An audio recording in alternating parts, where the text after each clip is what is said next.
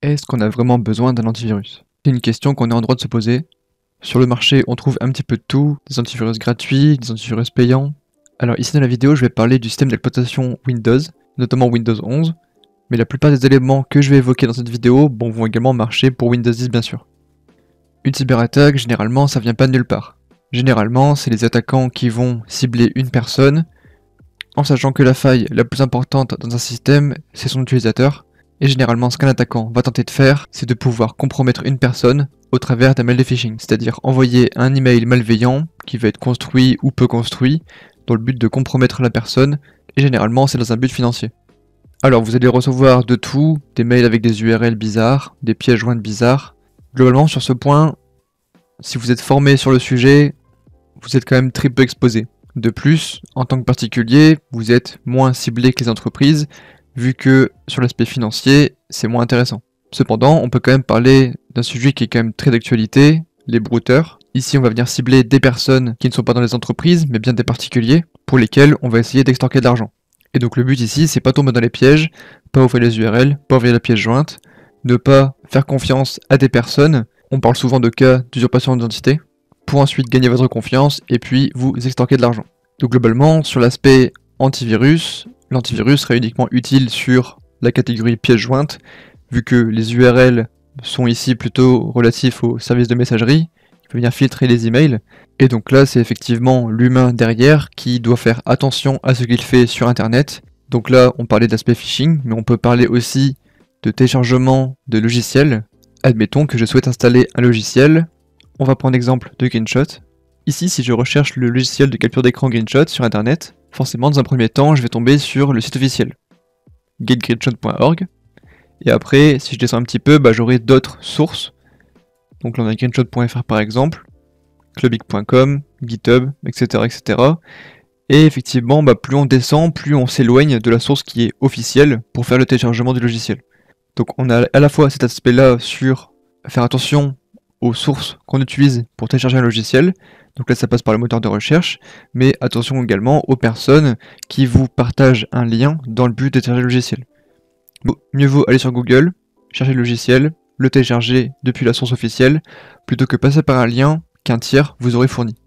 Donc là, si je veux télécharger Greenshot, je clique sur Download directement, et là j'arrive directement sur le téléchargement officiel.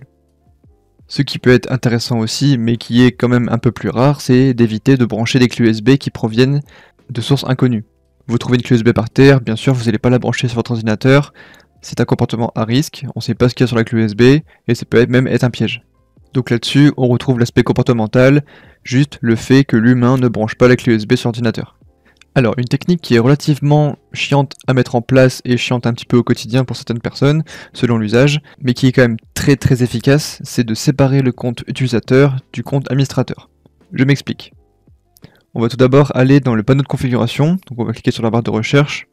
Donc que vous êtes sur Windows 10 ou Windows 11, c'est un peu la même chose. Vous marquez panneau, on vous propose assez rapidement panneau de configuration, on clique dessus, et ici je vais retrouver compte utilisateur. Donc là je peux directement cliquer sur modifier le type de compte. Et donc là, comme vous pouvez le voir, moi j'ai qu'un seul compte qui s'appelle Lab, qui est un compte local et qui a le rôle administrateur.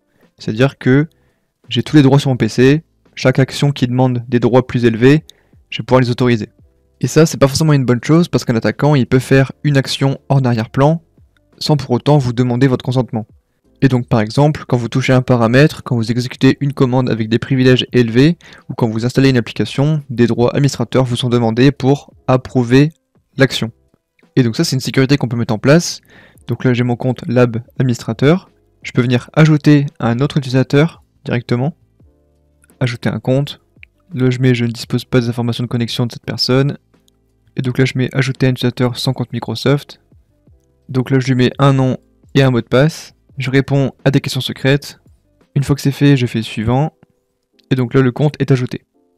Et donc là, si je suis dans compte utilisateur, je peux faire gérer un autre compte. Je peux ensuite cliquer sur l'admin, je peux modifier le type de compte, le passer en tant qu'administrateur, je modifie le type de compte, je retourne dans gérer les comptes, ici on voit bien qu'il est passé administrateur, et le lab ici ce sera mon compte utilisateur classique pour l'utilisation quotidienne de mon PC, et donc je vais modifier le type de compte et le passer en standard ici, modifier le type de compte, et ensuite on peut voir que on n'a plus les privilèges administrateurs sur le compte classique. Et donc là, pour la démonstration, j'ai fait un petit script, donc je peux faire clic droit dessus. Je fais ensuite exécuter en tant qu'administrateur. Donc là ici, j'ai juste approuvé l'action, donc je fais oui, et on constate que le script est bien exécuté. Et donc là, pour prendre en compte l'action qui va être effectuée, on va devoir redémarrer la machine. Donc là, je fais un redémarrage. Voilà, je viens de redémarrer, on va réexécuter le petit bout.bat. On fait à nouveau exécuter en tant qu'administrateur. Et ici, la différence, c'est qu'on va nous demander d'utiliser le compte administrateur pour approuver l'action. Et il faut entrer le mot de passe pour pouvoir accepter l'action. Et voilà. Donc effectivement, ça peut être un peu chiant si on a beaucoup d'administration à faire. Comme je l'avais dit précédemment, c'est selon votre usage de l'ordinateur. Mais comme vous pouvez le voir, ça peut être quand même bien utile. Ça évite que des opérations soient effectuées de manière inattendue, sans forcément votre consentement. Et donc là, en saisissant notre compte, ça nous permet d'éviter ces problèmes-là. On a pu évoquer l'aspect utilisateur jusqu'à présent, c'est-à-dire de ne pas faire de conneries tout simplement pour se faire hacker entre guillemets son ordinateur. Et maintenant on va parler plutôt de l'aspect antivirus. Alors je dis effectivement qu'un antivirus n'est pas forcément nécessaire. Sur la partie Windows, on a un antivirus qui est déjà par défaut, donc pas besoin d'avoir un autre antivirus qui est gratuit ou un autre antivirus qui est payant.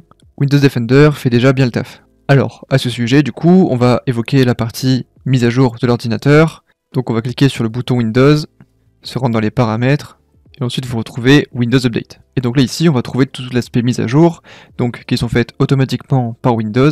Donc là j'ai un petit échec, mais je peux tout recommencer pour pouvoir mettre à jour mon ordinateur. Le but c'est qu'il soit le plus à jour possible, donc on peut tout simplement recevoir les dernières mises à jour dès qu'elles sont disponibles. Comme ça, si par exemple il y a une faille de sécurité critique qui sort, vous aurez le correctif très rapidement. Donc ça signifie aussi que les mises à jour sont forcément totalement testées, c'est aussi un peu une bêta, donc pour le coup vous pouvez être exposé peut-être à des risques de bugs, vu que les mises à jour sont pas forcément testées. Mais pour moi ça reste quand même un avantage très intéressant, donc je vous recommande de l'activer. Si vous allez aussi dans Options avancées ici, vous retrouvez les mises à jour facultatives, et donc là ici je vous conseille bien sûr de les faire. Donc voilà, sur l'aspect mise à jour, le but c'est de garder son système d'exploitation le plus à jour possible, et de maintenir également ses logiciels à jour. Pour maintenir ces logiciels à jour, bien sûr, je vous recommande de passer par Winget. J'ai d'ailleurs fait une vidéo dédiée sur Winget UI, qui est un outil qui permet de faire ces mises à jour très facilement sur les différents logiciels. Donc je vous mettrai la vidéo en description.